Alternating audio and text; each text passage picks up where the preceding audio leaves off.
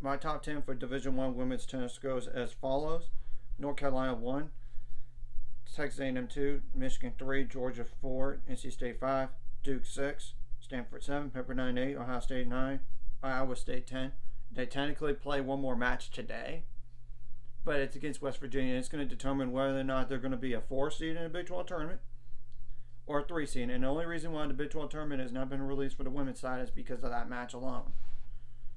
Teams outside looking at it like Texas, Virginia, Miami, Florida, Tennessee, Oklahoma, just to name some teams, and even Auburn on the list. And went through the rankings, came out, and I'm going to go 1 through 25 and then 26 through 40, and as well as bubble teams.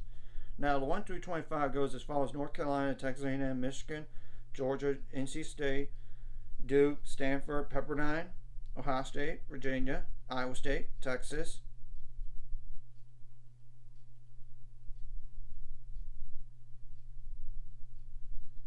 Miami, Florida, Oklahoma, Tennessee, Auburn, Florida, Oklahoma State, UCLA, Georgia Tech, Arizona State, Washington, Notre Dame, Wisconsin, and Florida State. Now, 26 through 40 goes as follows: USC as in the University of Southern California, Cal, Kansas, San Diego,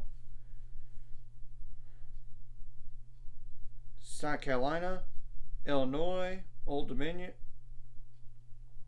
Wake Forest, Vanderbilt, SMU. Yeah, they moved up pretty big, but they had a top 25 win, and they also beat UCF as well. And Texas Tech is 36, 37 is UCF. Florida National University is 38, Syracuse, and Baylor. Now, I'm gonna go over like bubble teams, as in like where the cutoff line would be as of right now. The cutoff line would be at 45, but here's the deal about UCF. They're 9 and 10. Here's the problem for them. They wouldn't get in due to 500 rule.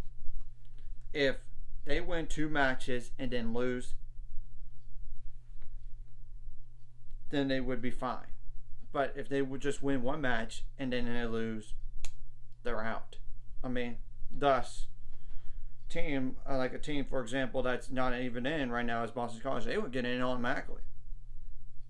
I would worry if you're San Diego potentially as well. I mean, they're kind of close to that bubble. I mean, not really bubble. It's just a 500 rule. Actually, they're 10 and 8. I think they're fine. Now, bubble teams would be Denver and San Diego State, granted, are conference leaders in respective conferences. So, Charlotte, Clemson, Arkansas, Denver, and San Diego State. Now, technically, if you want to go based on at larges, Baylor would be in that mix as well. So, that's just naming some teams right there. And in terms of like first 4 out and beyond that, is like Boston College, LSU, Arizona, TCU, Loyola Marymount. I'm not even going to include Princeton in that because actually TCU would be technically in. Boston College would be technically in because of UCF right now, but assuming they get about 500, that's why I listed them.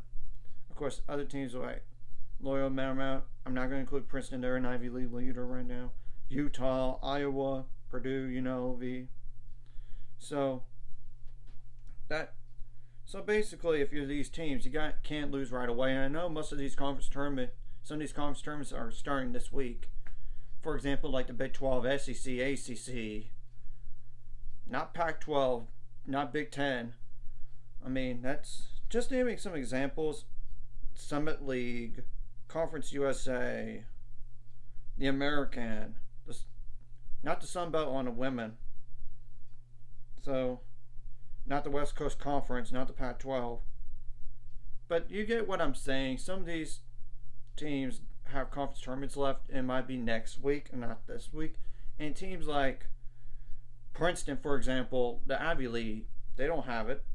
I know the Patriot League is next week. as well. So we're gonna have to wait and see what happens here in terms of these bubble teams. And of course, if you're one big league, and you're automatically in no matter what where you're ranked. So anyways, if you feel like this content, hit like and subscribe, and see you guys later. 5 subscribers, we're on the road to it. Let's go. And of course, you can't lose right away in conference tournaments. I know, for example, Baylor has. I don't think they're gonna. I know it's the tournament's not been set in terms of seeding, but I'm pretty sure Baylor's gonna play Kansas State. They can't lose to them.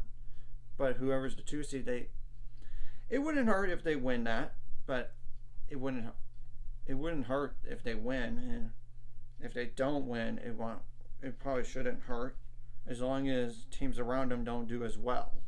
So we have to wait and see about this weekend. There's one more, and it's next week, and then after that it's just the week after the NCAA tournament. The week of the NCAA tournament that starts.